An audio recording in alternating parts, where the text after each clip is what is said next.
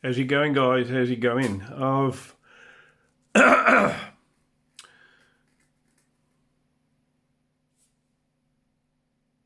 it going, guys? How's it going?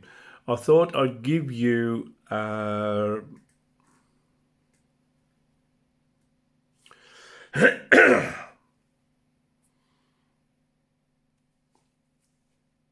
it going, guys? How's it going? I thought I'd give you a bit.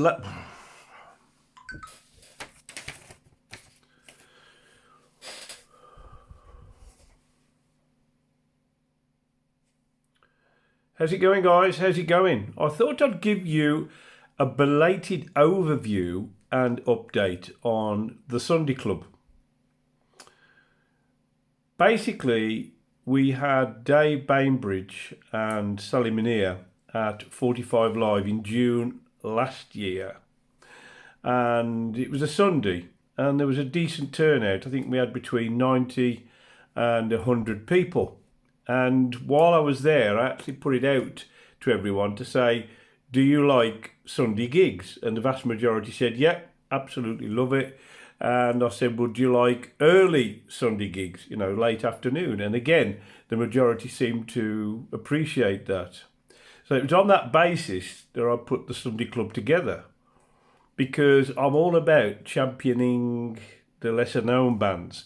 Now, I know a lot of you only tend to go to the more well-known bands, but I think we do really need to support the lesser known bands.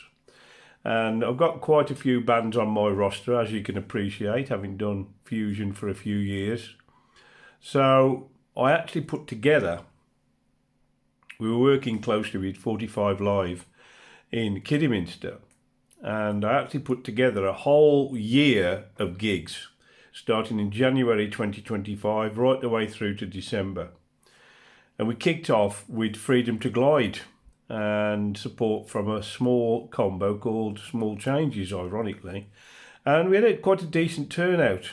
And I thought, well, if we can keep this up for the rest of the year, happy days. We followed that up in February with Fluctus Quadratum. And I must admit the turnout was way less than we had with Freedom to Glide. I think we had about 25, 30 people, so it was way down. March, we had The Gift and Tribe 3, and I hate to say it, but we literally had 5 people. It was embarrassing, to be honest.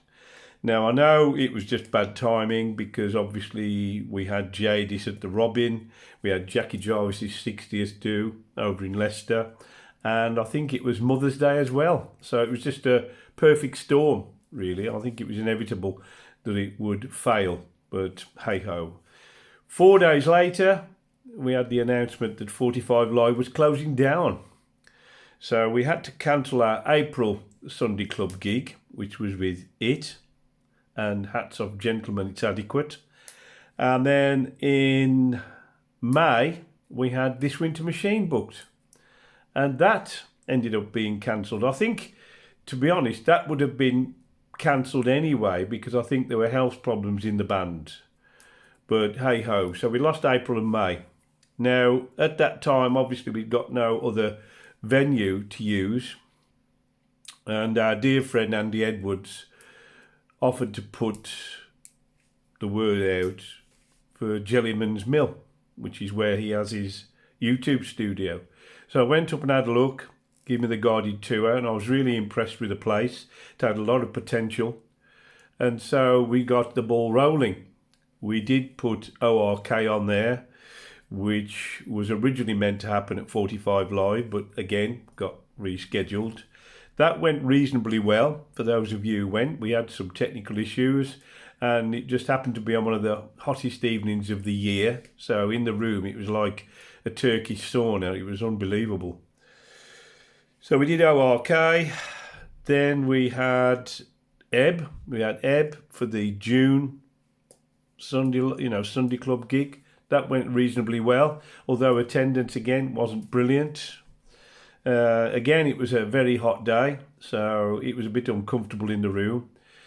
So going forward to July, we did have originally Sonic Tapestry and Umbra, and that got cancelled because of problems in the family regarding Sonic Tapestry. I'm not going to go into detail because it's totally irrelevant, but they had problems in their family with health issues, and so July got cancelled. We did go ahead with August, which was Solstice and Ebony Buckle, and that was very well attended. I was very pleased with that.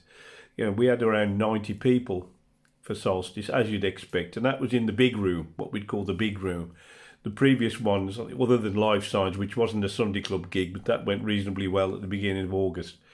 But the other gigs for the Sunday Club at Jellyman's Mill were in what they call the glass room, and it can be a bit compact and bijou. And obviously when it's hot, it just tends to build up in there. But in the big room, it's absolutely fantastic. The first gig we had in there was Life Signs, which went, again, very, very well. And then the next Sunday Club gig, as I say, it was Solstice and Ebony Buckle. Now, I've already announced the fact that in September, this month, we originally had Trilogy and Ghost of the Machine. And unfortunately, Charlie Bramall has got a problem with his throat. And obviously, as he's the singer, that's a big issue. So he's been told he needs to rest. And so we've rescheduled Ghost of the Machine in May next year. And they're being supported by Dominic Sanderson, who played at Fusion earlier this year and went down an absolute storm. So that's been rescheduled. Regarding Trilogy, we've got to sort something out for that, because I believe that after the September gig, they were going to have a bit of a hiatus on the touring side of things. So we've got to sort out Trilogy. Now, the other big update is next month, October, we were due to have League of Lights and Dec Burke. Now, I hadn't heard anything from Dec, and so I called him up last week. And it turned out that, again, there have been health problems in the family, quite concerning health problems. And so, obviously, regarding their new album, it sort of took a bit of a back seat. The album's complete. It has to be mixed yet and obviously been released. And so the chance of that happening before the end of October is highly unlikely. Because, as I said to Dick, I think it would make sense if the album was out and available before the gig. So we've rescheduled that one to next year as well. And Dick will be supporting Pearl Handled Revolver in March. As regards League of Lights, I suspect we may be having them in April, maybe, with Jump as the headline, but don't hold me to that. But at this moment in time, the October Sunday Club gig has also been cancelled. So the Sunday Club overall, I think, although the concept, everybody I spoke to said, what a brilliant idea, it hasn't been that well supported, I have to be honest. Other than the Freedom to Glide, Solstice, the turnout's been quite poor. And I mean, as for The Gift and Tribe 3, that was embarrassing, to be honest. But I think it was just, like I say, a set of circumstances that we couldn't get round. On top of that, we've obviously lost 45 Live. And we're ending up at Jellyman's Mill, which haven't really had any live music events there other than the ones we're putting on. So it's been a bit of a learn by gig thing, you know. We learn from everyone we do. Now, the good news is that Kidderminster Town Hall has had a £10 million upgrade. That's due to open officially in November. And we've already got a couple of gigs. I'm not telling you who they are yet. We've already got a couple of gigs lined up for 2026. And there's also a venue opening in Kidderminster called The Church, which is, ironically, an old church. It's already open, but only the restaurant side, which is a separate building on the side. The actual venue, which is the actual church itself, is due to open, I believe, early next year. So there are going to be more options available to us in the new year. And in the new year, in January, our Sunday Club kicks off with the Wood Demons and Sprig and Mist. So that's going to be pretty amazing. February, we've got Circa 5 and Kite Parade. And then, like I say, March, April, May, moving on. I'm looking to populate all of next year. Now, as a business proposition, some people would say that the Sunday Club concept has been somewhat of a waste of time. You know, certainly, I don't do this for the money. You know that. I don't do this for the money. But at the end of the day, I'm not a rich man in any way, shape or form. And I can only do this for so long before we end up going bankrupt, to be totally honest. So I wouldn't deny it. I would like to see the Sunday Club gigs more well attended. I know that sometimes it's a geographic, physical or economic problem to actually get there, which is why we offer the option to stream the gigs. And you can stream an event for a tenner and watch that at your leisure.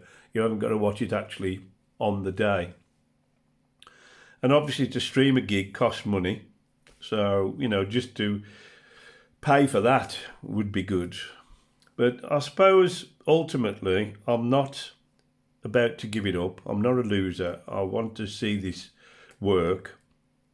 And so I wanted to tell you exactly what the situation is, and I totally and utterly welcome any comments or feedback from you guys.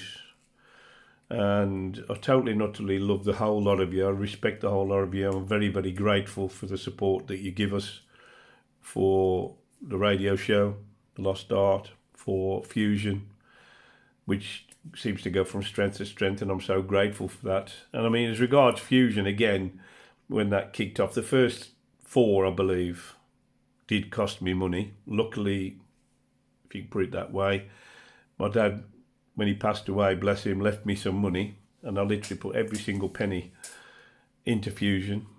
So if it did turn the corner and start to make money, all I'm actually doing is making back what I've already put in. Does that make sense? So I'm not really making a profit, and I'm not doing it for that. I'm doing it to highlight and bring to your attention some of the lesser known bands, especially from outside the UK. But that's another story.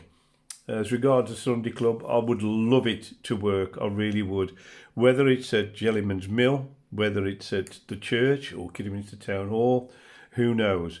What I could do with, and I know it's a bit of a pipe dream, somebody out there with an absolute shit ton of money who needs to lose some of that money for tax purposes, maybe. If they're looking for a worthy cause, you know, I'm happy to obviously have a chat with you, because I think the concept has got so much potential moving forward. And unfortunately, it takes money to do that. And I haven't got that money to do it. So if someone in the prog world out there has got some money they need to move on, shall we say, then we'd be more than happy to have a little chatty poos. Because I really do, like I say, want to make this work. I want it to be a success. And ultimately, I just wanted to bring you up to speed on the Sunday Club as a whole, an overview and an update. So basically, we've lost the September one, which you should already know about. And now we've lost the October one as well, because of the fact that Deck's album won't be available yet. I can't say too much about it. He has offered to let me have a listen to it in its pre-mixed form. But I said I'd rather wait until it gets properly mixed and released.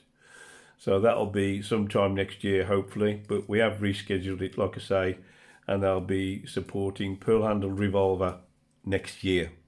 So with that, I'll just say thank you very much for listening. Thank you for watching. as usual, totally and utterly grateful for every bit of support that you give us. And I welcome your comments and feedback. Have a good day. Speak to you soon. Bye.